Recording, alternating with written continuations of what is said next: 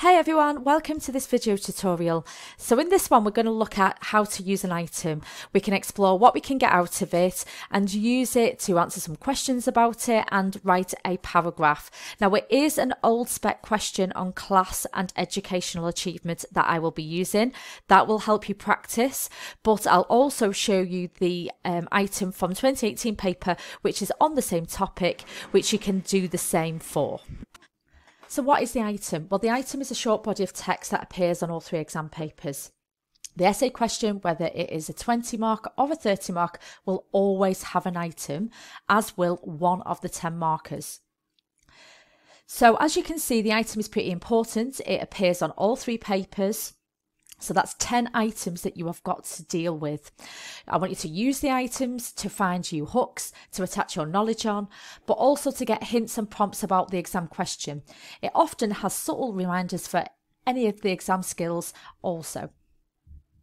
So today, this tutorial, we're going to focus on the education topic. Now here is an item from an old legacy question, and the reason why I've chosen this one, even though it is a massive item and new items on the new spec are a lot shorter, this is perfect to recap and apply your knowledge to whilst reviewing and revising this topic on external class and educational achievement. So I'm going to start off highlighting things from the item that are acting like a prompt, from which we can create some questions that I want you to try and answer by pausing the video, and then we can discuss what knowledge you can hook onto, just as a little bit of a revision and exam skill activity. So what I always recommend that you do before you even start writing or even thinking about your answer is to read the question and the item at least once, then read it a second time. And then you can highlight it if you've got a paper copy, and then the final time start to make some annotations. So what we're going to do now is do the pause it task. So pause and complete it and join back in when you're ready. So as you can see, here are some of the things that jumped out at me that you can try and hook some of your knowledge onto. So I'm going to go through them and we'll just create some questions for you to answer, and I'll show you them once we've finished, so then you can work your way through them. So firstly, starting off with the item, according to item A, some sociologist. Well, firstly, who are your some sociologists? So based on everything that you've read, who are we talking about? The second thing that jumps out at me is this little bit here, the differences between the social classes. So who's the high achievers and who are the low achievers? And you might even want to think about, how do you know what the class differences are? What data do sociologists gather to know what the differences are? Another thing that jumps out at me was this sentence here, the working class parents having lower expectations on their children. So how do you know that someone has low expectations? So, for example, if a parent doesn't expect their child to achieve and they don't value achievement, how might they act towards the school? Do you think that they encourage their child? And also consider what the working class subcultural values are. So what might somebody like Sugarman say about this?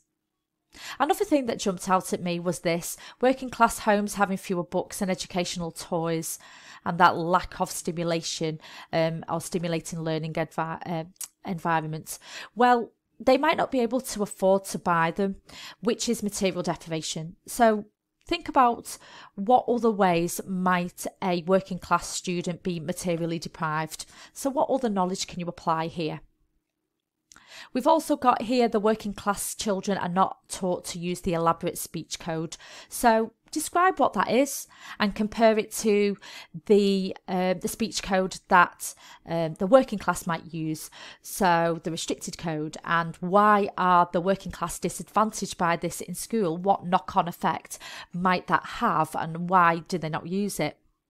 And then finally, here, the government and Sure Start. Well, which government are we talking about? What is Sure Start? What does it do? Can you think of any examples? And how is that helping narrow the educational achievement gap between the two classes? So in summary, here is the questions based on the item. Just complete the pause it and join back in, and we can just go through your answers. So in answer to question 1, who are your some sociologists? So sociologists such as Bernstein, Douglas, Sugarman, Keddy, Howard, Flaherty and Bordeaux, they are some of the main sociologists that you could use in a question like this. The differences between the social classes, well, we know it from official statistics, we know it from the correlation between free school meals and GCSE results, and also research from the Sutton Trust that middle class students do better than working class students in school. Next one, working class parents have lower expectations on their children. So sociologists such as Douglas argues that working class have less emphasis on education, less ambitious, less encouragement, less interest, less likely to attend parents' evening, and lower motivation. This is mirrored by Feinstein. Better educated gives more advantages by how they socialise their children, that constant discipline that foster independence rather than the do as you're told. Educational activities at home help with homework, and they use income for their educational toys, and of course Sugarman's 4 working class values: fatalism, collectivism, immediate gratification and present time orientation. We've also got working class homes have fewer books and educational toys, maybe because they can't afford to buy them.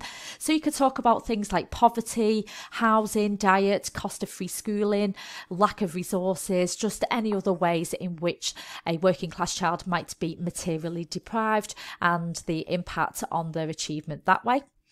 We've got the elaborate speech code hook. So what is it? Well, this is your wide vocabulary, grammatically correct, context free. So you don't have to be there to understand what that person is talking about. Whereas the working class more likely to have the restricted code, short, single words or gestures, grammatically incorrect, context bound. You have to sort of, it's like when they're describing something, you have to have been there to understand what they're on about because of the lack of, I would say, adjectives to describe what's happening, type thing. And then finally, these are in response to government and Sure Start. This is an example of compensatory education. A lot was done by the new Labour government, 1997 onwards, and as well as Sure Start, they also introduced education action zones, and this was pumping educational toys and resources into deprived areas in order to bridge the gap, especially in early years. So that gap between 0 and 3 before children start school, to narrow the gap. Very, very similar to Operation Head Start, which we saw in America, of which Sesame Street is an example. It is important to know that subsequent governments did shut a lot of these Sure Start centres down. So you've got a bit of a problem there because the gap then did widen once again. So as you can see from the item, we have actually grabbed quite a lot of information, a lot of detail, a lot of AO1 knowledge, and also we've done a little bit of comparison between the middle class and the working class, how the values and attitudes and the way they speak do differ. So that gives you an element of analysis also, and the impact on educational achievement also is analysis as well, showing that knock-on effect logically. So let's have a little bit of a look at a student paragraph, which I've just put together so you can see how you might start with the item and develop your knowledge on from it. So here's the example of a paragraph, and what I've done is I've colour coded it so you can see the different skills that are starting to occur. So I've started off with the item. So working class students are not taught to use the elaborate speech code. I've explained what that speech code is, so using Bernstein and comparing the middle class and elaborate speech code and the working class restricted speech code, and just explaining what that is, just to show that you have that understanding of the two different types. And then I continue with this point and I apply from the item, but also apply to educational achievement here and make that analysis by comparing the middle class and the working class as well. So I'm doing a bit of analysis at the same time. So here we start off by talking about the working class being not taught to use it. They're at that disadvantage. For example, teachers are using the elaborate speech code, exam questions and textbooks are in this code, and the middle class students speak this at home. So they are more at home when they get to school using it. It's like they're speaking the same language as the teacher because their parents are speaking it to them when they're at home. Whereas, and here's your analysis, and we're comparing, working class are not taught this code at home, so they're going to struggle to understand the teachers. They're more likely to feel excluded from that school scenario. They're not going to feel at home. This will have a negative impact on their achievements, showing that their family background has led to that underachievement, and there is that cheeky link to the question. Finally, we'll finish off with some evaluation.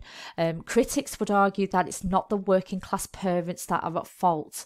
It's not their fault that they don't teach the child the elaborate code. Rather, it is the school's attitudes towards it. Teachers have a speech hierarchy. They value middle class speech the highest, and then working class speech the least, alongside with black speech as well.